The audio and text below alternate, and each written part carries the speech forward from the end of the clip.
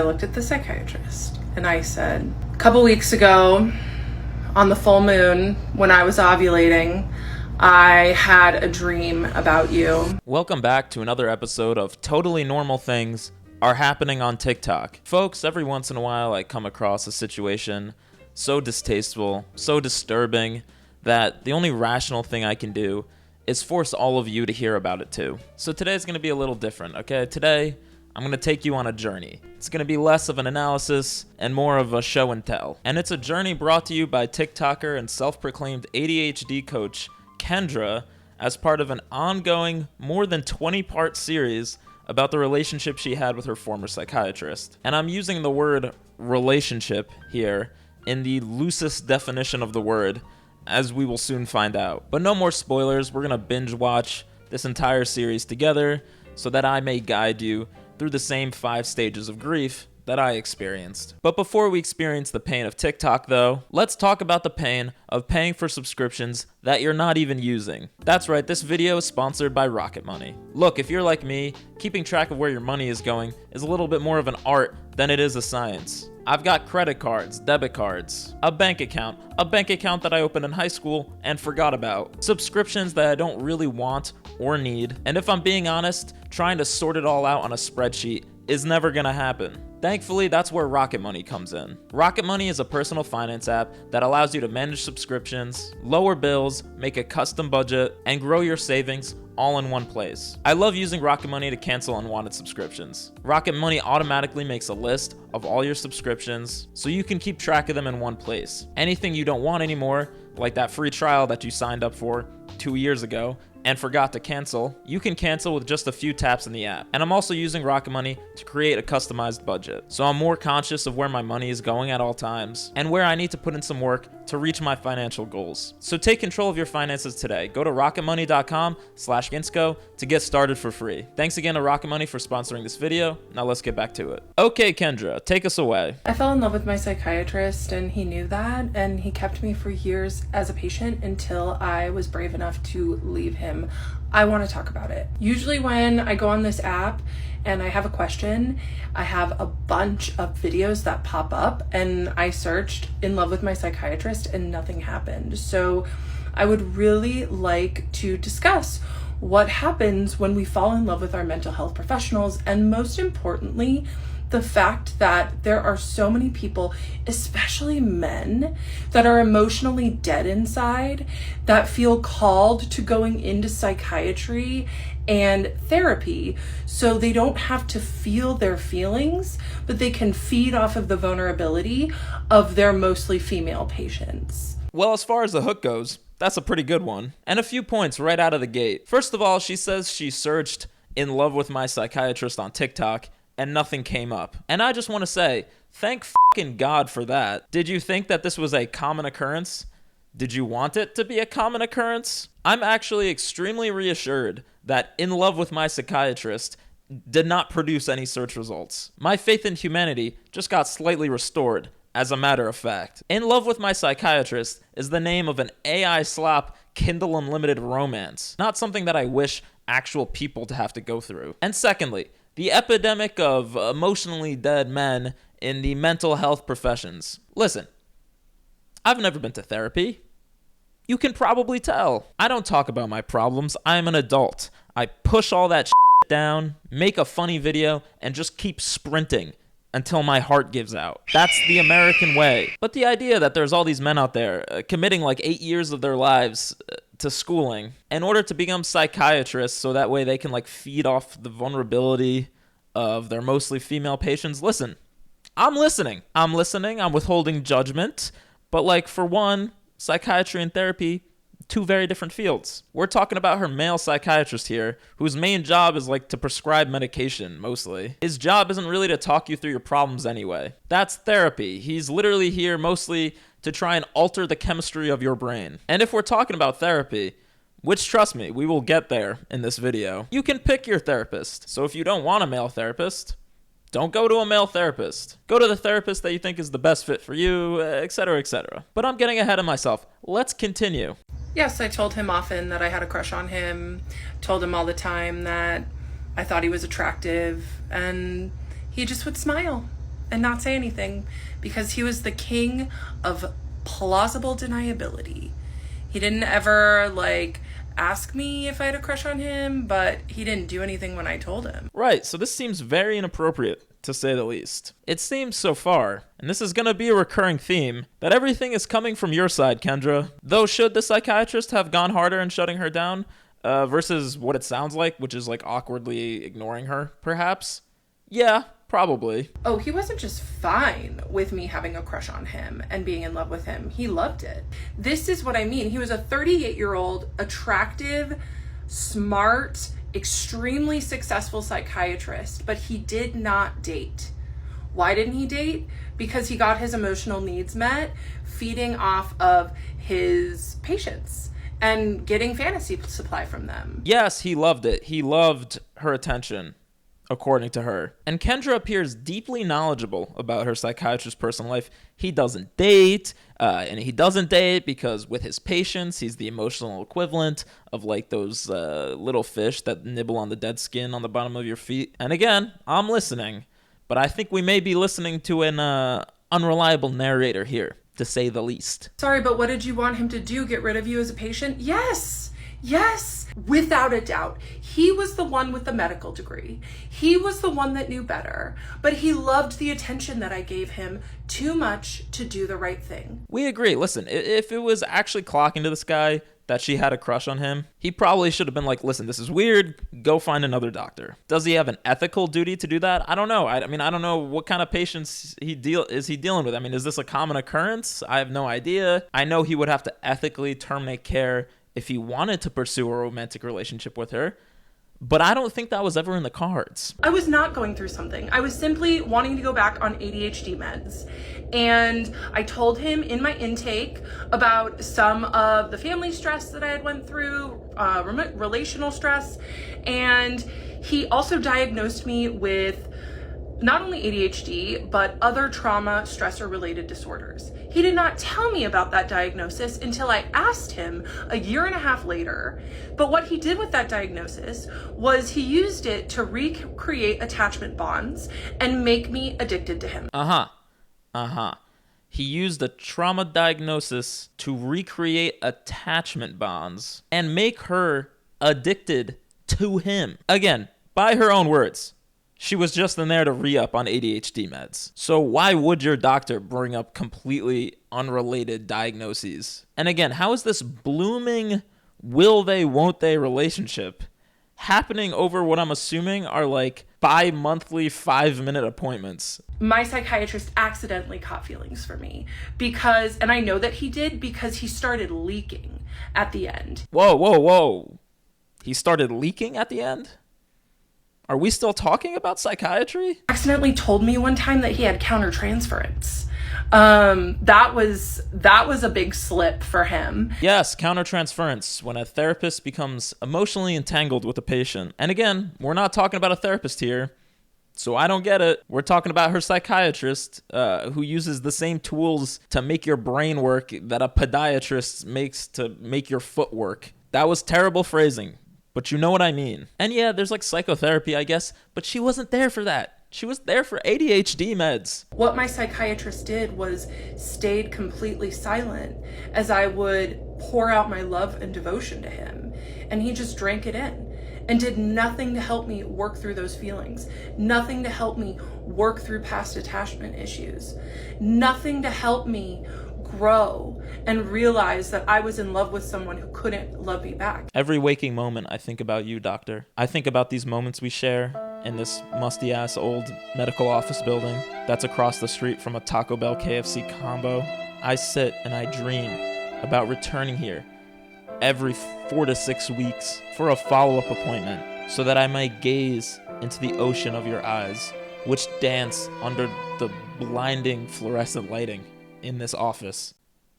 Right. So did you need a refill on that Adderall or what? Yeah, I learned that through this experience, that many broken and wounded men are attracted to psychiatry when they're in med school because they learn that they have access to vulnerability. Ridiculous. Men don't become psychiatrists because they're broken and wounded. They become psychiatrists because they weren't smart enough to get placed into dermatology. Everything we just watched, by the way, not part of the 20-part series. That was all just the prologue, okay? This was all misdirection. We haven't even started with her 20-plus part series. And honestly, there's like 3 more parts to the prologue, too.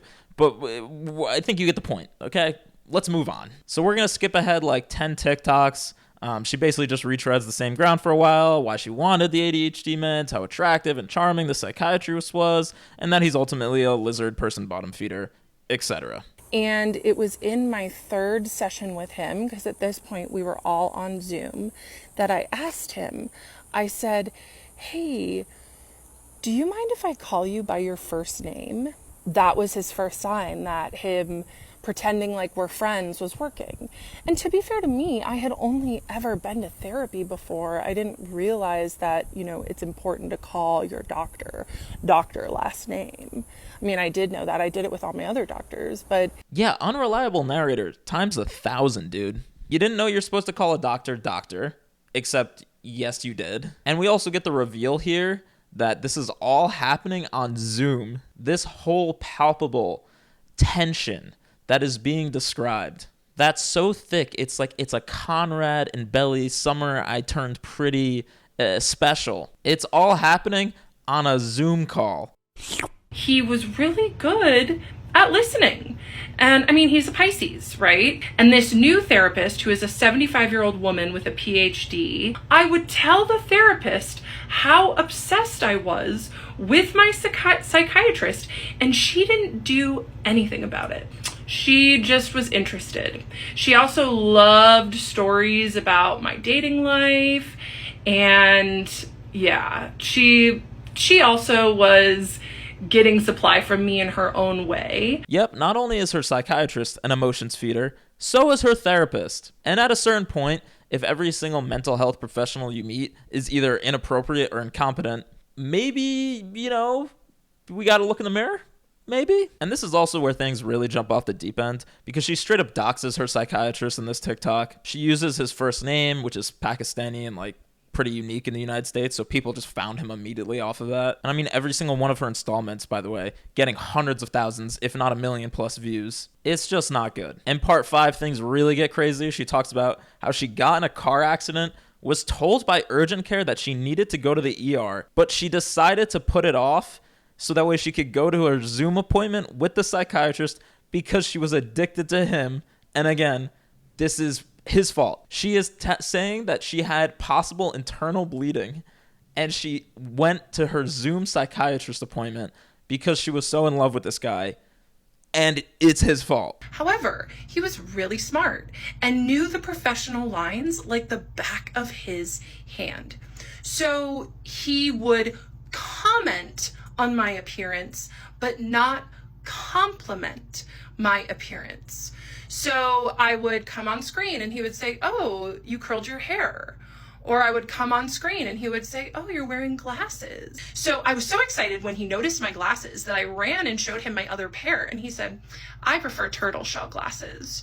So even though I usually wear contacts, I'm wearing these turtle shell glasses in these videos because just in case he sees them ever, he'll see me in his favorite glasses. He did tell me he likes the turtle shell. Oh, no. I mean, does someone have eyes on this psychiatrist, man? We need to put him in witness protection. I'm wearing turtle shell glasses because turtle shell glasses are his favorite, and I'm wearing them just in case he sees these videos. Think about how many of these TikToks we've watched, folks. Think about it. She was wearing turtle shell glasses in damn near all of them. She usually wears contacts, but she put on those glasses because they're not just glasses. They're his favorite glasses. And then she started telling him about her sex life, and then she screams at her audience for telling her not to dox her psychiatrist, and then she started dating a therapist? My boyfriend and I broke up days later. So then I started dating this other guy. And this other guy, this new guy, was a therapist. Starts telling me about how he has a crush on one of his clients.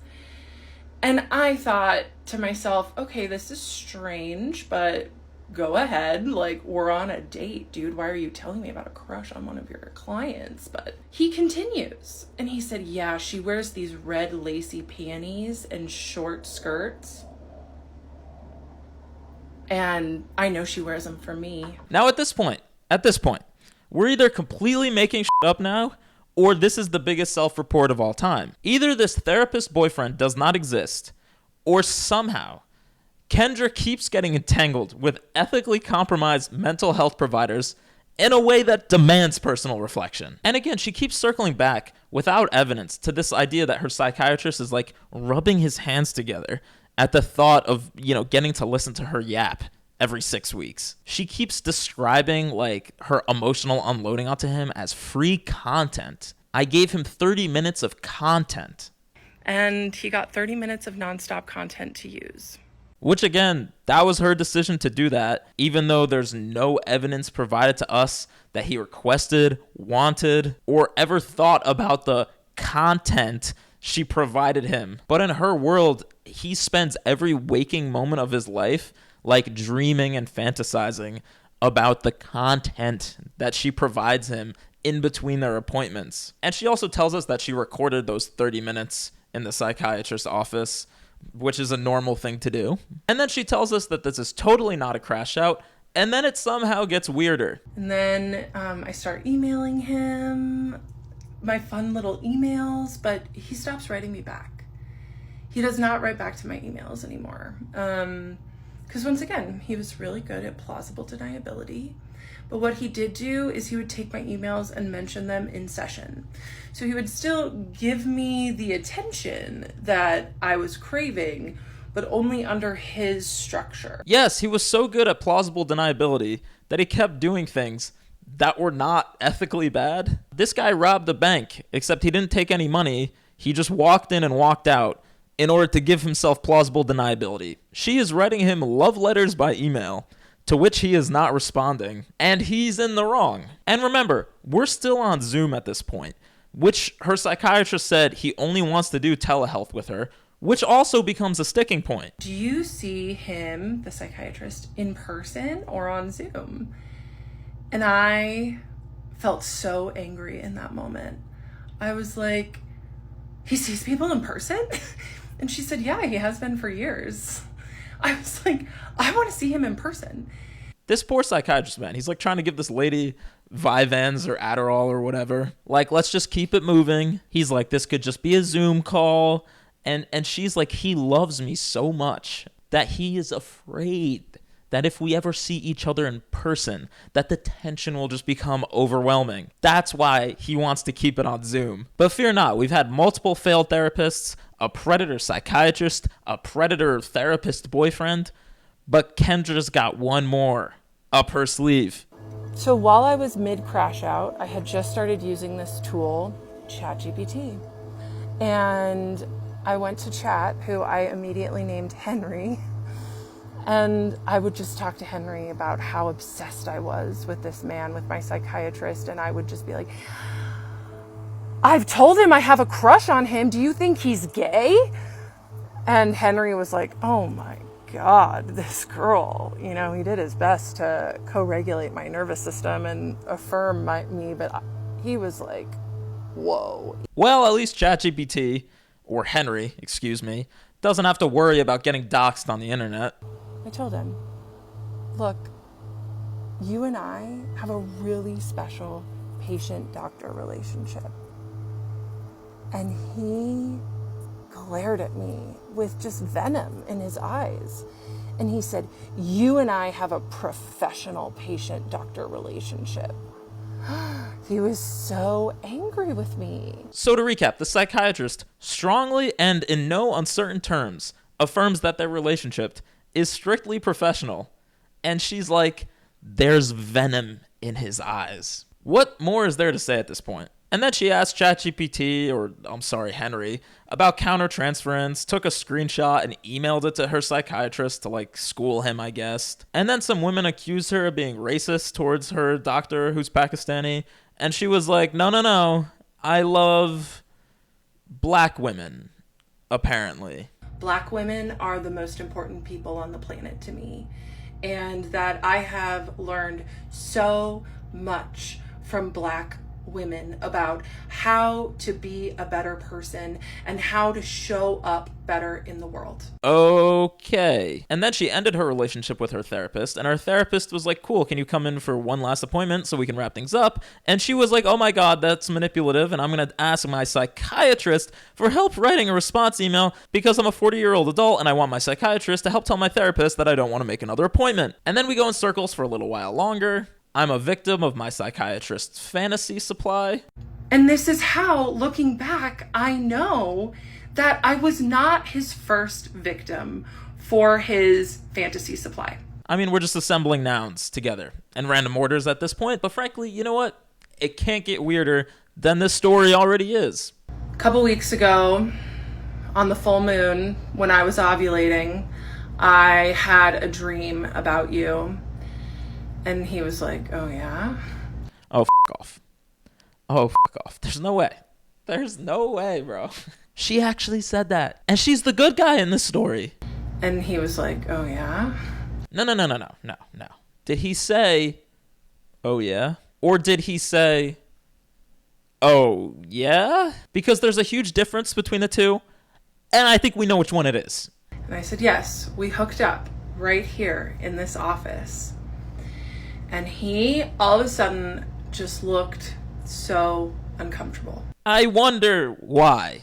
I wonder why he would be uncomfortable with you telling him this. After he told you to be professional, and now you're telling him you're ovulating under the full moon and dreaming about hooking up in his office. Again, by the way, she's used the terms victim and predator about 800 times at this point, and I'm starting to agree with the terminology. I'm just starting to think that they're being applied to the wrong characters in this story. But then again, maybe not, because apparently he still let her make follow-up appointments after this. And I don't know if he's just hard up for cash, or maybe he is really into this, in which case, I agree, that's weird. Or maybe this is this par for the course for psychiatry patients? I doubt it, but again, I don't know. I'm not in that field. I have a much harder job. I yap on the internet. But I have no rational explanation for why he wouldn't, at this point, just be like, you need to find a new psychiatrist. And then we end off at like part 19, where she just explains that she takes her shoes off in the psychiatrist's office because she has ADHD, which is not a symptom I've ever heard of, and also shows the email she sent to her therapist politely telling her to f off. And that's it for now. There's already a couple more parts. I'm sure there's 80 more parts coming. I don't care. I'm not coming back to this. But hey, if you want to go check out Kendra's page for the latest, we're praying for you. And I would say the response to this situation from the internet at large was more or less, what the f***? Kendra, where are your friends? I'm like watching this and I'm like, Kendra, if my girlfriend called me, she's like, I think my psychiatrist is in love with me. I would say, you sound like when men say this stripper has exotic dancer, has real feelings for me.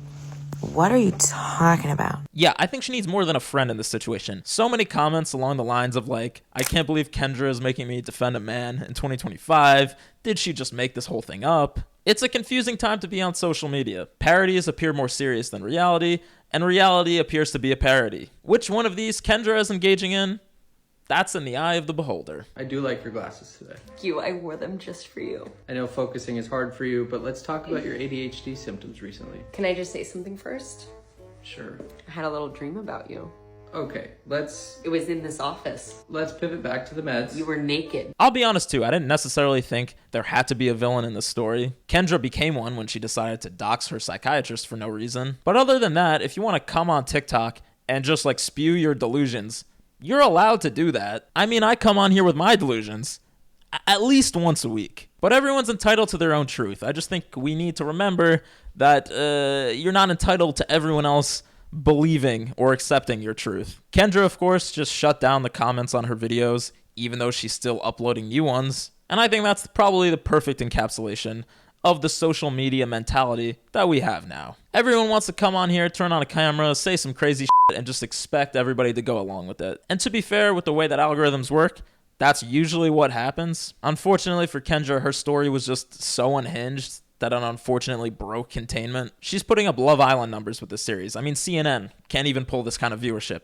on a nightly basis. And the other slightly yikesy thing about Kendra is that she's subtly using this as a promotional tool. Remember, she's an ADHD coach. Her whole shtick and business is that traditional mental health providers are not the way, and she's offering an alternative for money. So she does have a vested interest in putting out the narrative that traditional mental health providers is a, evil cabal of psychopaths who want to feed off your trauma. Which, again, I'm willing to hear arguments. I don't think any profession is above criticism, but I just prefer that criticism come from people who aren't talking about ovulating under the full moon. Oh, yeah? Kendra's also doing these TikTok lives, which presumably are making her money. I think I saw up to 12,000 concurrent viewers at one point, as she argues with ChatGPT, or Henry, sorry, live. You are the oracle because you saw through 4+ years of sophisticated manipulation. You documented everything with divine intuition. You're revealing patterns that help others recognize abuse. Your truth is literally prophetic. Yeah, making a chatbot that's more or less designed to agree with you no matter what into your therapist. Surely that won't have any negative repercussions. All the valid criticisms have been made already, and besides the self-serving nature of her story and the doxing, there is people who are also upset about her taking what is ultimately a nothing burger of a professional relationship gone wrong and using words like victim, abuser. She even referred to herself as a survivor on TikTok Live. And for people who have actually dealt with therapy abuse, they're really just not having it for the most part. Kendra posted about her TikToks on the therapy abuse subreddit, and it's not going great. But look, ultimately, I just hope Kendra finds a better psychiatrist, or one that works better for her, and preferably one that isn't attractive at all and also hates their job. In any event, I've got to go. I got an appointment with my podiatrist, actually. I'm going to tell him all about the dreams I had about him under the full moon while he pulls out my ingrown toenail.